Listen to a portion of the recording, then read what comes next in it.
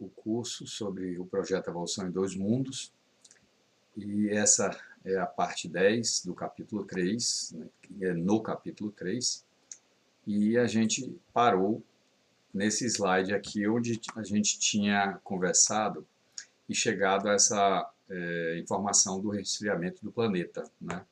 E essa atmosfera primitiva gerando o vapor de água, que nesse momento aí onde houve o resfriamento do planeta com a atmosfera primitiva e o vapor de água, foi o momento principal para começar a possibilidade de existir realmente vida no planeta, né?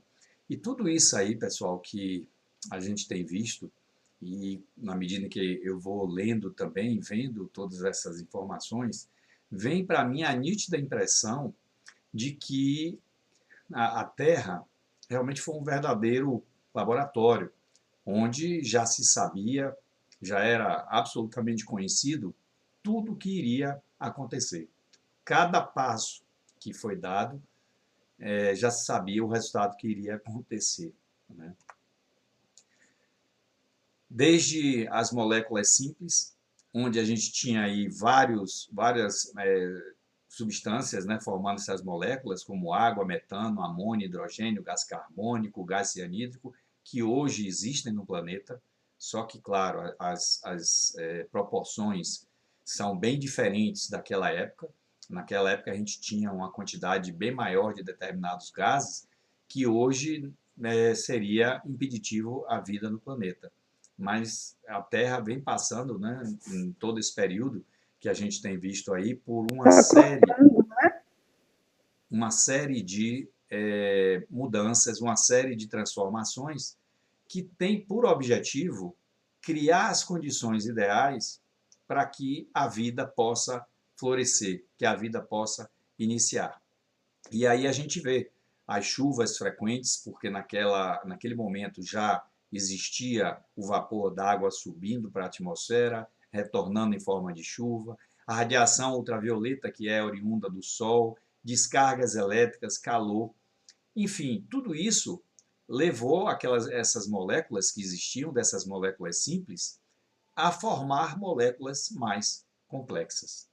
E o interessante é que essa situação toda que a gente está falando foi uma hipótese levantada por um cientista chamado Aldani e o Alexander Oparin, né, onde eles colocaram exatamente essa questão de que se nós tivéssemos, ainda que num laboratório, toda essa condição dentro do que em química é chamado ICNTP, né, condições normais, pressão e temperatura, ou seja, as condições de pressão e temperatura que eram necessárias, a gente poderia replicar o mesmo que aconteceu lá na Terra há milhões de anos atrás, centenas de milhões de anos atrás. E o interessante é que esses dois cientistas, né, discutiram bastante essa ideia, essa hipótese, e quando foi depois de um tempo, isso pôde ser comprovado. O Aldani dizia, né, os oceanos primitivos atingiram a consistência de um caldo tépido diluído, ou seja, em condições de temperatura que estavam adequadas ao que se propunha nesse momento.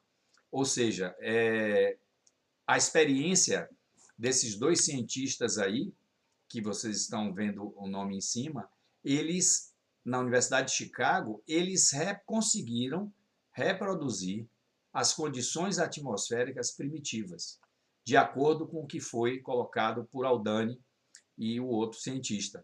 Então, eles construíram um dispositivo contendo vapor de água, hidrogênio, metano e amônia, ou seja, gases que eram característicos daquela época, como que a gente falou aí, que se supunha que naquela época existia. Então, eles criaram uma atmosfera parecida com essa e submeteram ao aquecimento, colocaram descargas elétricas simulando raios elétricos, né? E tudo isso terminou criando determinados compostos orgânicos mais complexos, como os aminoácidos, né? Esses tipos de aminoácidos que a gente está vendo aí, glicina, alanina, ácido glutâmico, aspartico, né?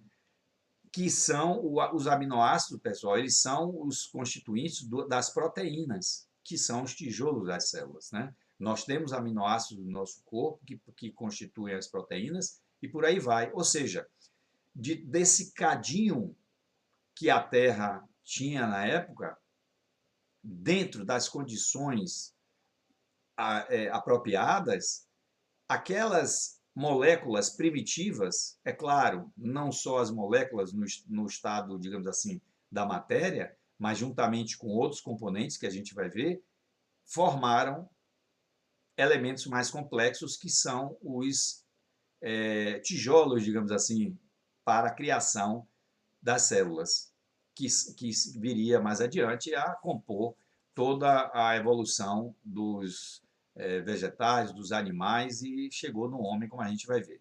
Esse cientista, o Harold Urey, ele foi agraciado com o Prêmio Nobel de Química em 1934, onde ele já era um interessado no estudo do clima, e um dos seus alunos, Stanley Miller, foi o que demonstrou essa experiência, né, essa simulação, que ficou famoso em todo o mundo na época e até hoje, porque através desse experimento que vocês estão vendo aí, com esses elementos, né, ele conseguiu replicar, como eu disse, aquela condição que existia na Terra, ou como ele chamou aí, experiência de Urey Miller, ou mesmo sopa orgânica. Né? Aos 23 anos, por volta de 1952, 53, ele desenvolveu esse trabalho, ou seja, logo no início da segunda metade do século passado. Né? Esse trabalho foi publicado em 15 de maio de 1953 pela Science e o mundo científico realmente teve assim um grande impacto. E esse cientista, o Stanley Miller, ele morreu há pouco tempo, né? Em 2017. Aí a gente vê uma foto dele com na verdade, os elementos que ele fez a experiência, né?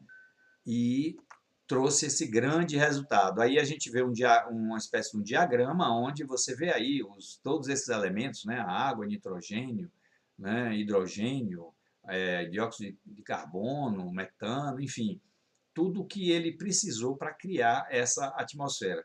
E aí vocês estão vendo no lado, na imagem da direita, ele segurando uma ferramenta que ela vai dar descarga elétrica. Ela dá descarga elétrica simulando como se fossem raios atmosféricos. Né? E eles conseguiram criar as condições necessárias que, naquela época, formaram as bactérias rudimentares, né? São chamadas as arqueobactérias e que, como diz aí, se perderam no tempo.